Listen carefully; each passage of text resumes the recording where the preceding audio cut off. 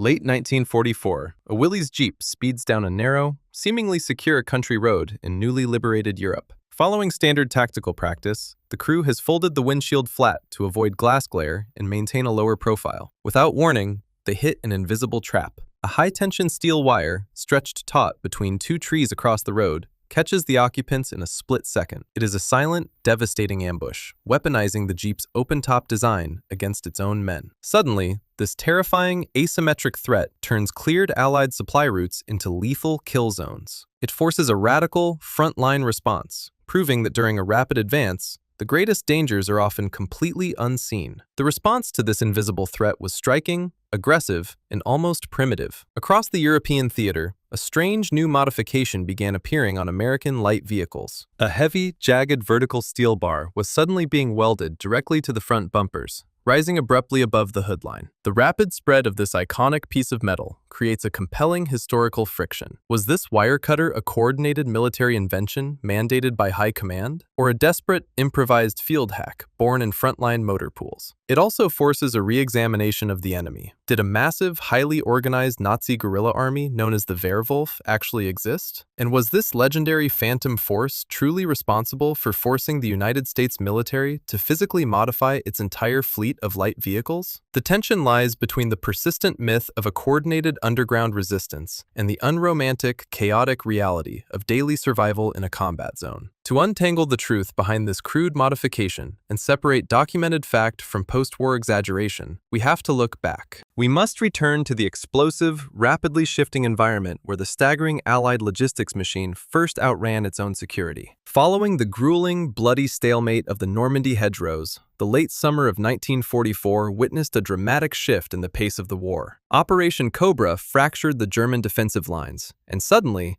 the Allied armies were no longer crawling, they were sprinting. Armored columns and motorized infantry poured across France and into Belgium at a staggering speed. The front lines ceased to be a solid continuous trench or a neatly defined line on a tactical map. Instead, it became highly fluid, chaotic, and deeply porous. American mechanized units were advancing 20, sometimes 40 miles a day, but this blistering speed created an unprecedented logistical and security nightmare. The physical footprint of the Allied advance was massive, stretching supply lines to their absolute limits and leaving vast tracts of territory technically liberated on paper, but practically unsecured in reality. A village that saw American tanks roll through in the morning might easily be re-infiltrated by bypassed enemy stragglers by nightfall. In this chaotic, rapidly shifting environment, the primary nervous system of the American military was not the Sherman tank or the heavy transport truck. It was the quarter-ton, four-wheel drive Willys Jeep. Because radio communications were often unreliable over long distances, heavily encrypted, or susceptible to enemy interception, the flow of the war relied heavily on physical couriers. Jeeps carried urgent operational orders,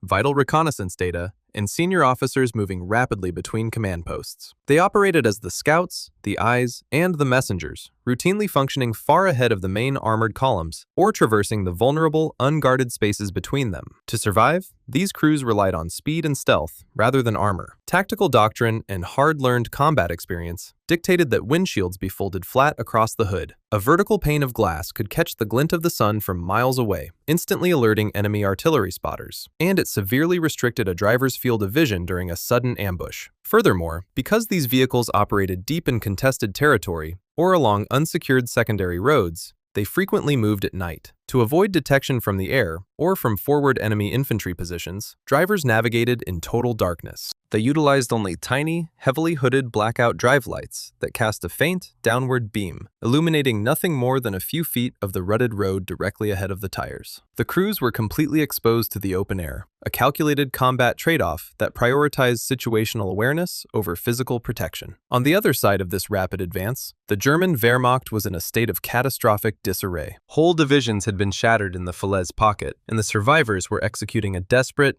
often disorganized retreat toward the borders of the Reich. German commanders on the ground quickly realized that they simply lacked the heavy armor, anti-tank weaponry, and concentrated artillery required to halt the overwhelming mechanical flood of the American army. But retreating infantry units, cut off from central command and stripped of heavy weapons, still possessed a lethal combination of desperation and tactical ingenuity. They understood that the American advance relied heavily on momentum and constant rapid communication. If they could sever the nervous system, if they could stop the couriers, the forward observers, and the scouts, they could disrupt the coordination of the heavy armor pursuing them. Unable to fight symmetrically, scattered German infantry squads and hastily organized rear-guard units turned to low-tech, asymmetric sabotage. They began actively exploiting the specific vulnerabilities of the open-topped American reconnaissance vehicles. The weapon of choice required no factories, no gunpowder, and no complex supply chains. It was scavenged directly from the surrounding environment. Heavy-duty agricultural fencing, discarded field telephone cables, industrial steel cables, or high-tension piano wire looted from ruined towns. In the fading twilight or the pitch black of night, small teams of retreating soldiers would identify narrow, tree-lined country lanes, blind curves, or tight architectural bottlenecks in rural villages. They would stretch a length of high-tensile steel wire taut across the roadway, anchoring it firmly to heavy tree trunks or stone walls on either side. The wire was strung at a very specific, calculated height, perfectly aligned with the neck or chest level of a man sitting in the front seat of a standard Willys Jeep. To a driver navigating by dim blackout lights,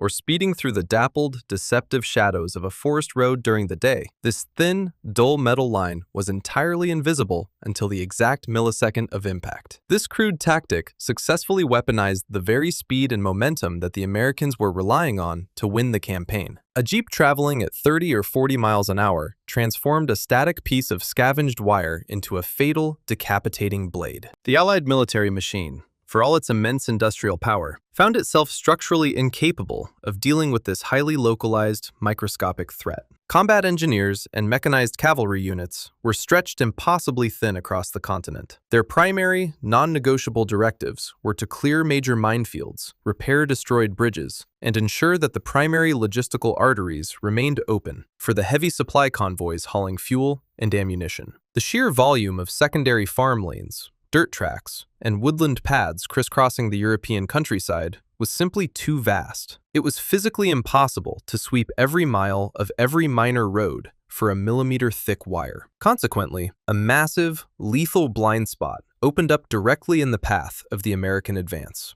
The military bureaucracy, focused entirely on moving millions of men and millions of tons of materiel toward Germany, could not pivot fast enough to address a threat made of scavenged scrap. There were no official Pentagon directives coming down the pipeline, no newly engineered armor packages waiting at the supply depots, and no time to halt the offensive to thoroughly secure the rear areas. The immense logistics machine simply kept moving, leaving the men operating the fast, unarmored communication vehicles completely exposed. Operating in a terrifying new paradigm where a supposedly cleared road was no longer safe, the frontline crews were left to face this silent, invisible killer entirely on their own. When a modern military faces a sudden, lethal tactical problem, the standard response relies on a vast, formalized chain of command. Field reports are drafted, intelligence is analyzed, and engineering requirements are transmitted back to defense contractors in places like Detroit or Washington. Prototypes are engineered, tested, and eventually integrated into the supply chain months later. But for the Jeep crews navigating the dark, deadly secondary roads of Western Europe in the fall of 1944, months, or even weeks, were an impossible luxury. The solution to the wire threat did not come from a Pentagon planner's drafting table. It came directly from the survival instincts of desperate GIs and the gritty ingenuity of frontline motor pools. Faced with an asymmetric weapon constructed of scavenged materials, American mechanics fought back using the exact same logic. Maintenance battalions began scouring the battlefields for any heavy, rigid metal they could find. They stripped angle iron from ruined French farmhouses, salvaged suspension steel from destroyed German vehicles, and cut down abandoned railway tracks. Working by the dim light of welding torches in muddy field camps, these mechanics began attaching a crude, completely unauthorized modification to the standard Willys Jeep. They welded a heavy, vertical steel post directly to the center of the front bumper, extending it well above the height of the steering wheel and the driver's chest. At the very top of this post, they ground out or welded on a notched V-shape, often reinforcing the inner edge so it functioned like a pair of heavy-duty shears. The engineering principle was brutal but highly effective. If a speeding jeep struck a wire, the tensioned steel line would hit the vertical bar, slide rapidly upward along the metal pole, and violently jam into the V-notch. The forward momentum and sheer kinetic energy of the vehicle would instantly stretch the wire to its breaking point, snapping the trap just inches before it could reach the exposed crew. This scrap metal shield was not a coordinated military invention. There was no official technical manual, no specialized procurement budget, and no standardized blueprint. Instead, the modification spread virally from unit to unit, purely out of necessity. A supply driver moving ammunition to the front would pass a military police jeep sporting the strange vertical bar at a rural crossroads. Information was quickly exchanged, the life-saving purpose of the device was explained, and within hours, another motor pool was firing up its welding torches. Long before senior brass noticed the changing silhouette of their vehicle fleets or attempted to regulate the practice, the field-expedient wire cutter had organically become a standard fixture on the Western Front. It was a triumph of rapid, life-or-death innovation over the sluggish pace of official military supply channels. But just as this improvised armor spread across the Allied lines to neutralize the physical danger, the retreating enemy observed the sweeping modifications. The Germans suddenly realized that the paralyzing psychological terror generated by a few cheap strands of wire was proving far more powerful and far more disruptive than the physical traps themselves. The physical reality of the wire traps was undeniably terrifying, but as the Allied armies pushed deeper into contested territory, the sheer unpredictability of the threat began to breed a pervasive, exhausting paranoia among the frontline troops. The danger was no longer confined to marked minefields or heavily defended active artillery zones. It had silently infiltrated the supposedly secure rear areas, transforming mundane logistical tasks into nerve-wracking operations of chance. A courier driver navigating a forested road in the Ardennes, or a military police patrol securing a vital crossroad in Lorraine, no longer merely watched the road surface ahead of their tires. They found themselves obsessively scanning the surrounding environment, their eyes darting anxiously between heavy tree trunks, concrete utility poles, and the jagged, unpredictable silhouettes of ruined farmhouses. Every shadow stretching across the pavement in the fading afternoon sun became a potential tripwire. Every blind curve in a narrow European village became a suspected execution site. The brutal European winter only exacerbated the danger. Freezing rain and heavy snowfall frequently severely limited visibility,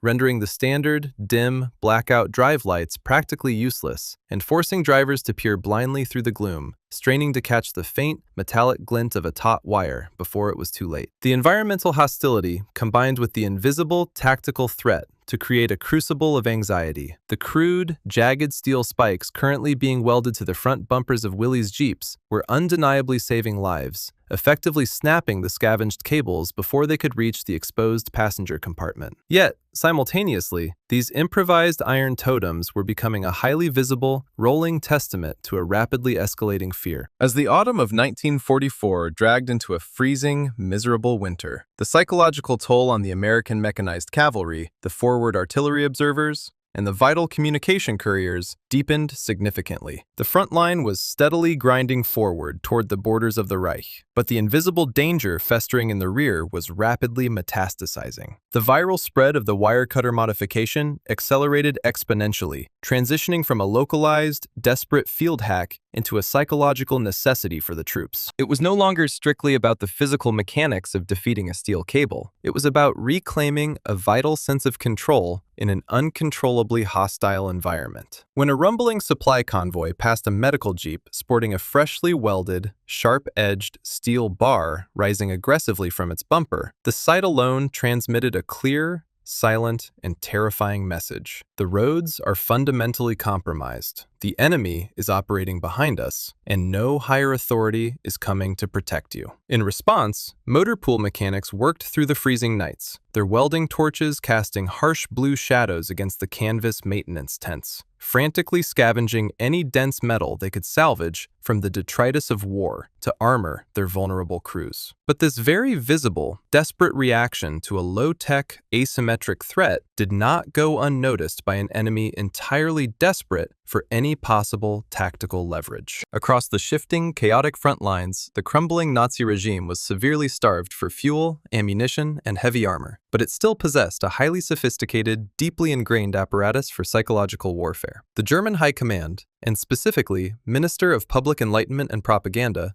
Joseph Goebbels, recognized the profound, paralyzing anxiety currently gripping the Allied rear echelons. They observed how a few isolated, bypassed stragglers, armed with nothing more than scavenged agricultural fencing and discarded field telephone wire, were successfully forcing the massive, highly industrialized American military to physically alter its entire fleet of light reconnaissance vehicles. The German propaganda ministry calculated a terrifying equation. If disorganized, desperate remnants of shattered infantry divisions could cause this much logistical disruption and psychological distress with mere scrap metal, what could a massive, highly coordinated, heavily armed guerrilla campaign achieve? To weaponize and artificially amplify this existing Allied paranoia, the Nazi state launched a desperate, highly ambitious psychological operation designed to turn the occupied territories into a permanent nightmare. They decided to manufacture a phantom army out of thin air. In the early weeks of 1945, a new, clandestine radio station began broadcasting across the fading frequencies of the shrinking Third Reich, boldly identifying itself as Radio Werwolf. These broadcasts were a masterclass in psychological manipulation, deliberately cloaked in the dark, uncompromising rhetoric of fanatical, total war. Goebbels openly promised the advancing Allies a ruthless, meticulously organized, stay-behind force that would turn every German city, every rural village, and every dense forest into an inescapable death trap for the occupying armies. The radio announcers, employing dark, romanticized language heavily invoking ancient Germanic myths and historical partisan struggles, spoke confidently of thousands of highly trained operatives currently hiding in plain sight behind the American lines. They promised that these sleeper cells were equipped with secret, subterranean weapons caches, advanced sabotage training, and a fanatical willingness to assassinate not only Allied soldiers, but any German civilian who dared to cooperate with the foreign invaders. Crucially, these aggressive broadcasts were not aimed solely at rallying the exhausted, demoralized German populace for a final stand. They were meticulously crafted and strategically broadcast to be intercepted, monitored, and translated by Allied military intelligence listening posts. The Nazi propaganda machine was deliberately, methodically feeding the Allied command structure a narrative that perfectly validated every fear the American Jeep crews already harbored. The ultimate strategic goal was to make the Allies believe that the isolated wire traps they were encountering on the rural roads were not the desperate, final acts of fleeing soldiers, but rather the opening, highly calculated salvos of a massive, systematic underground resistance. This aggressive propaganda campaign struck a highly vulnerable nerve within the Allied command structure. The American and British intelligence services, already profoundly shaken by the massive,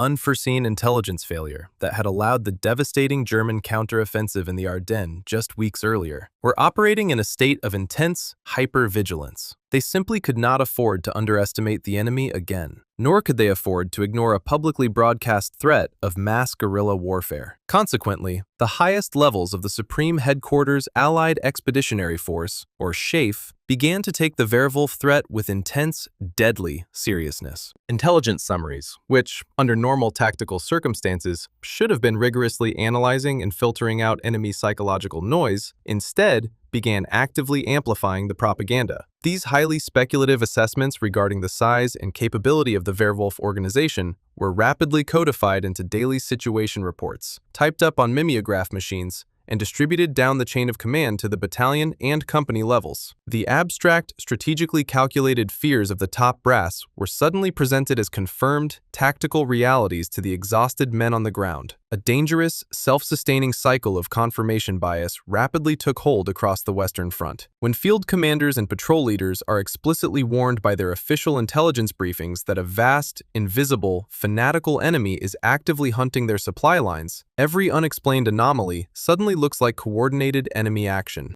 The menacing narrative of the Werwolf organization provided a convenient, terrifying framework to explain the inherent friction, accidents, and chaos of a massive battlefield. Almost overnight, nearly every incident behind the lines was attributed to this phantom guerrilla force. If a heavy transport truck slid off an icy, poorly maintained mountain road in the dead of night, it was no longer considered a standard traffic accident caused by fatigue. It was immediately logged as a likely victim of Werwolf sabotage. If a vital field telephone line went dead, it was no longer assumed to have been chewed by a desperate animal or accidentally crushed beneath the heavy treads of an Allied Sherman tank. It was officially recorded as a coordinated partisan attack designed to deliberately sever communications. A lone sniper, Firing a single, desperate shot from the rubble of a ruined church steeple was no longer viewed as a pathetic bypass straggler waiting for an opportunity to surrender. He was instantly elevated to the status of a dedicated, highly trained operative of the Werwolf resistance. This pervasive psychological dread cascaded down the chain of command, profoundly amplifying the physical modifications currently happening in the motor pools. The troops on the ground, reading the mimeographed daily intelligence reports that warned of highly organized guerrilla cells operating in their immediate sector, felt a terrifying validation of their worst instincts. The wire traps stringing the roads were no longer seen as improvised hazards. They were viewed as undeniable, physical proof of the radio broadcasts, the leading edge of a shadow war they were entirely unprepared to fight. Fueled by this potent, toxic mixture of genuine frontline danger and officially sanctioned, amplified intelligence warnings, the modification of the American Jeep fleet exploded from a sporadic, localized practice into an obsessive, theater-wide frenzy. The situation in the field vastly outpaced any possibility of a standardized, bureaucratic military response. Motor pools across France, Belgium, and moving into Germany practically ceased their standard routine maintenance schedules. Changing oil, replacing worn brake pads, and rotating tires became secondary concerns to the immediate, urgent need to armor the vehicles against the unseen threat of the Werwolf. The vertical wire cutter,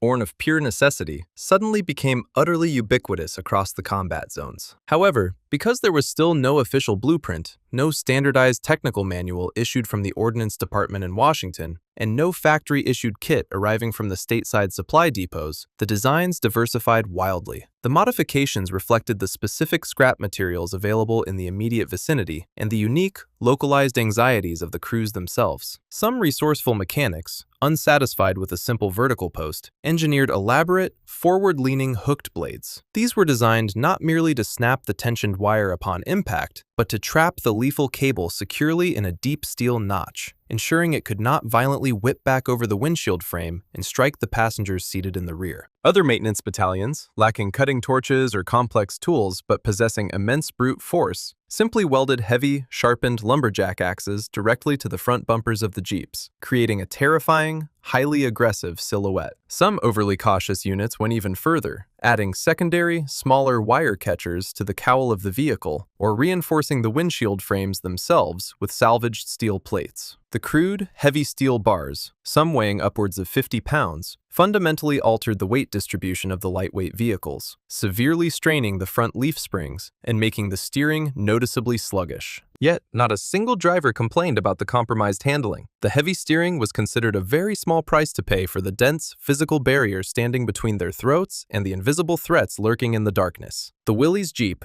originally designed and celebrated as a sleek, low-profile, nimble scout car, was rapidly being transformed into a bristling, heavily modified machine of survival. The wire cutter transcended its purely mechanical function. It evolved into a vital psychological shield. A courier driver, exhausted and operating on heavily frayed nerves, would simply refuse to take a high-priority dispatch mission down an unlit, forested road unless his vehicle was visibly equipped with the heaviest, sharpest piece of salvaged steel the local motor pool could provide. The dramatic physical transformation of the Allied reconnaissance fleet stood as a direct, highly visible, and measurable metric of the profound psychological success of the Nazi Werwolf propaganda. The sheer scale, speed, and universality of this grassroots modification created a striking historical anomaly, one that would eventually morph into a lasting, deeply entrenched military legend. In the chaotic, immediate aftermath of the war, as historians, journalists, and returning veterans attempted to make sense of the vast, incredibly complex machinery of the Allied victory, a persistent myth took root to explain the sudden, uniform appearance of the wire cutters. The story quickly emerged and has been repeated as absolute fact for decades that General George S. Patton, the famously aggressive, uncompromising,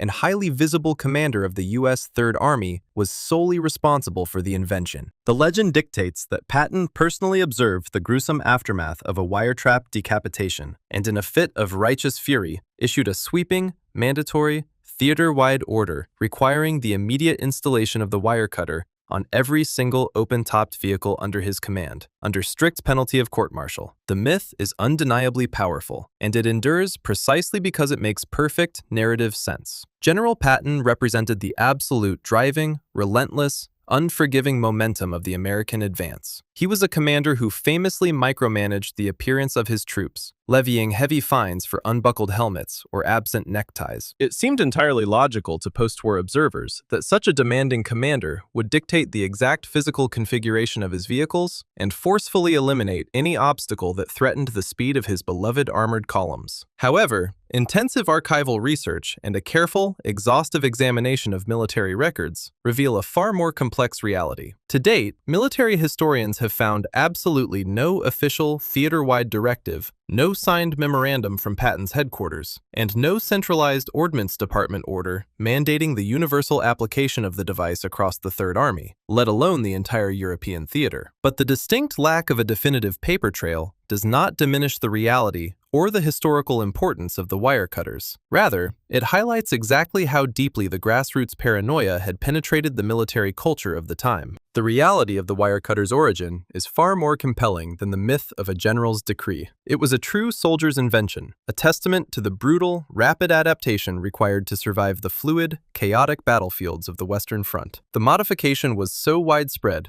so universally adopted by the combat units themselves, and so essential to daily survival that post-war observers, naturally, almost instinctively, assumed it must have been the result of a high-level, top-down command decision. No one could believe that such a massive, standardized change to military equipment had happened entirely organically, from the bottom up, without the explicit permission of a four-star general. The enduring Patton legend perfectly encapsulates the psychological zeitgeist of the European theater in the winter of 1944 and the spring of 1945. It represents the reality of a massive, heavily industrialized army, deeply terrified by the prospect of an invisible, fanatical enemy, taking desperate, improvised measures to protect its vital, highly vulnerable nervous system. The American military was now actively, obsessively armoring its entire reconnaissance fleet against a massive guerrilla empire. An empire that, behind the menacing radio broadcasts and the lethal strands of scavenged wire, was hiding a fatal, structural weakness. The reality of this supposed guerrilla empire, hidden deep within captured high command documents, tells a story not of elite sabotage, but of profound bureaucratic collapse. When Allied intelligence officers finally began untangling the Werwolf program after the war, the terrifying Phantom Army instantly dissolved. The initiative was crippled from its inception by the chaotic, paranoid infighting that defined the late-stage Nazi regime. Heinrich Himmler's SS, the regular Wehrmacht, and local Nazi Party officials bickered endlessly over jurisdiction, hoarding precious remaining supplies, and outright refusing to coordinate personnel. There were no vast subterranean weapons caches waiting for sleeper cells. The crumbling German war economy was already structurally incapable of equipping its regular frontline divisions, let alone secretly arming a massive shadow militia. The operatives hyped by Goebbels' radio broadcasts were rarely battle-hardened commandos. Post-war investigations proved they were largely a disjointed collection of conscripted teenagers, elderly men, and fanatic but untrained Hitler youth, handed inadequate weapons and vague instructions to simply harass the advancing enemy. The deadly wire traps stretching across the liberated countryside were entirely real, but they were almost never the work of a coordinated Werwolf operation. These localized ambushes were typically the impulsive, isolated acts of desperate, retreating regular soldiers, or small pockets of local zealots reacting to the immediate collapse of their towns. They were crude crimes of opportunity, executed with scavenged agricultural fencing and abandoned telephone cables, not the calculated strikes of a masterminded insurgency.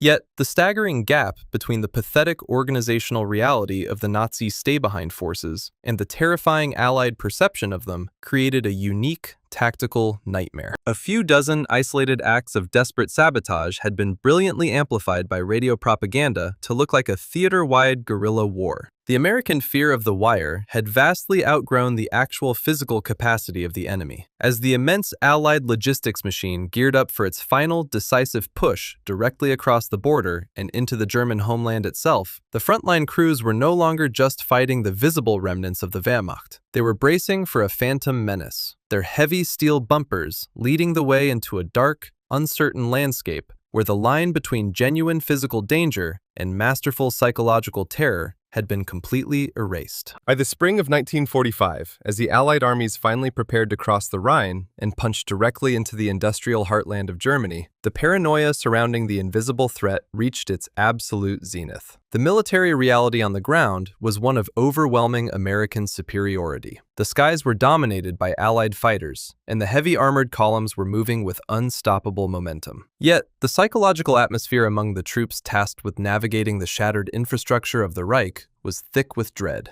The deeper they pushed into enemy territory, the more entrenched the fear of a massive, fanatical civilian uprising became. The constant, ominous drumming of the Werwolf radio broadcasts had successfully convinced the advancing forces that every shadowy forest line and every bombed-out village was concealing a coordinated cell of saboteurs, waiting to strike at their exposed logistics lines. This pervasive anxiety fundamentally changed the physical appearance of the American advance. The Willys Jeep, intended to be a fast, low-profile scout vehicle, was now rolling into Germany looking more like a post-apocalyptic chariot. The improvised wire cutters had mutated far beyond simple metal poles. Motor pools were outfitting these light vehicles with massive, heavy-gauge, steel scythes, often jagged and terrifying in their crude construction. These heavy modifications strained suspensions and altered the handling of the vehicles, but the crews demanded them. They had become a necessary psychological armor against an enemy they could not see. The front lines were witnessing a bizarre juxtaposition. The most heavily mechanized, industrially advanced military force in the world